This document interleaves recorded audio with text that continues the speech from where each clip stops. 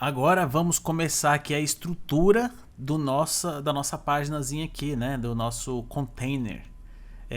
Na aula anterior a gente trabalhou aqui na nossa barra lateral, então ela já está funcionando tudo bonitinho, tá bem parecido com o que a gente desenvolveu aqui no nosso Figma, tá? E vamos começar aqui nosso container.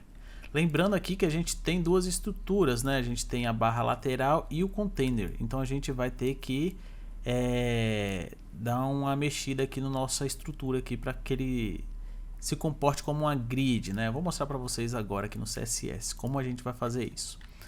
Primeira coisa, eu vou abrir o meu HTML, né? Na verdade eu criei, olha só, eu criei aqui o meu container. Beleza, então por enquanto eu não vou mexer em nada do HTML agora. Vou aqui no meu estilo, tá? Aqui em wrapper, deixa eu pensar aqui, tá? Em wrapper eu vou utilizar um display que se chama grid. A gente viu sobre o display flex, a gente viu sobre o display block, display inline. Agora nós vamos utilizar o nosso display grid. Então, display grid, tá?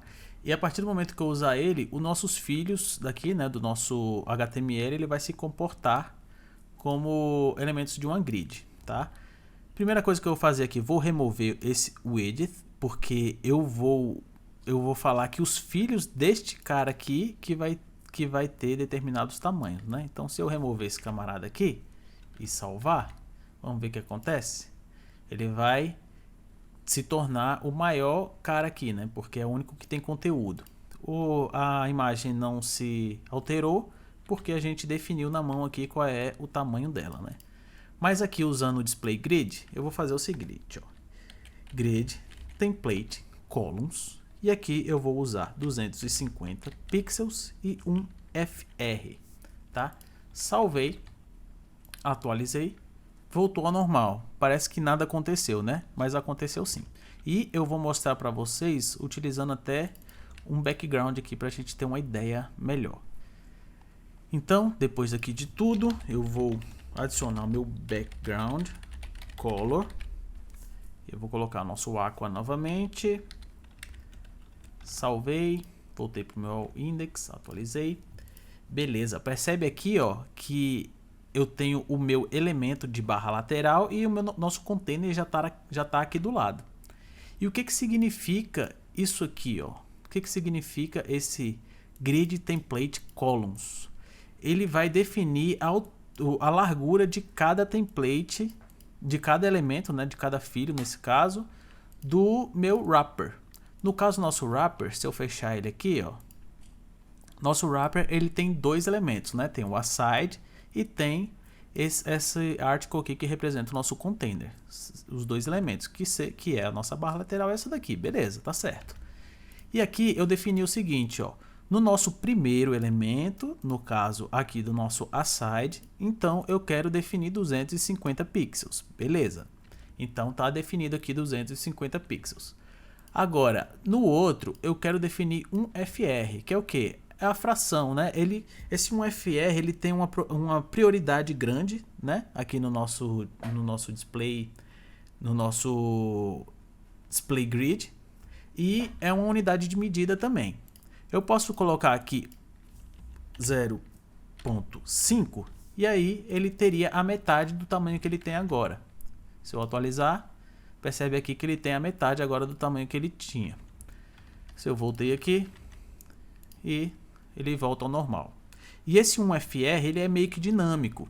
Então, aqui a gente tem 1000 pixels, né, que a gente definiu aqui para o nosso container. Mas se ele tiver 2000, por exemplo, e salvar aqui, percebe que o nosso sidebar continua com 250 pixels de largura, porém o nosso container ele representa todo o outro restante, o restante da nossa grid.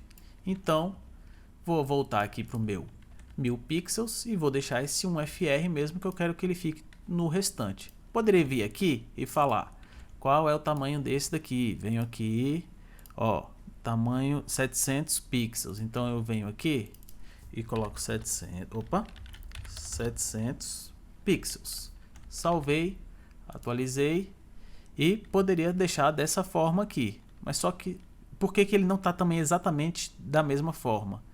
porque aqui eu tenho um gap de 50 pixels, né? Que é a mesma proporção que ele não deixou aqui, ó. Se eu colocar um FR, ele vai vir até aqui, quer ver, ó? Um FR, salvei.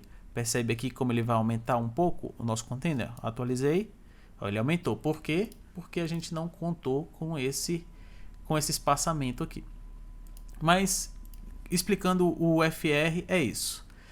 Ele vai ocupar o espaçamento que sobrou aqui. Beleza?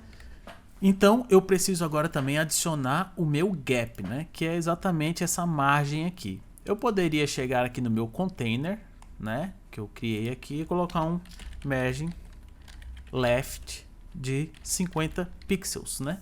Que é a mesma margem que eu adicionei aqui, ó. Se eu clicar aqui no meu texto, com o Alt pressionado e colocar em cima da minha foto aqui, ó, eu tenho aqui a informação de 50 pixels, beleza? Então, se eu vier aqui, salvei e atualizei, ele vai adicionar para mim essa margem de 50 pixels. Porém, eu não quero usar margem, eu quero continuar utilizando as propriedades do grid. Então, o que eu vou fazer aqui? Eu venho aqui e coloco column gap de 50 pixels. Ele vai adicionar, salvei aqui, né? Ele vai adicionar automaticamente esse gap aqui. Então, se eu atualizar aqui, percebe que nada aconteceu, porque ele já adicionou um gap para mim. Vamos supor que no futuro eu queira adicionar uma outra barra lateral que fique deste lado aqui. Então, automaticamente, esse gap vai aparecer do outro lado, né? No caso, quando eu coloquei a margem aqui de baixo, ela iria sempre estar uma margem aqui. Então, eu teria que vir aqui e adicionar um margin right para lá para organizar. Dessa forma aqui é mais inteligente, o nosso grid fica mais dinâmico, né? Então, é assim que a gente vai estruturar a nossa página aqui e vamos começar o nosso container.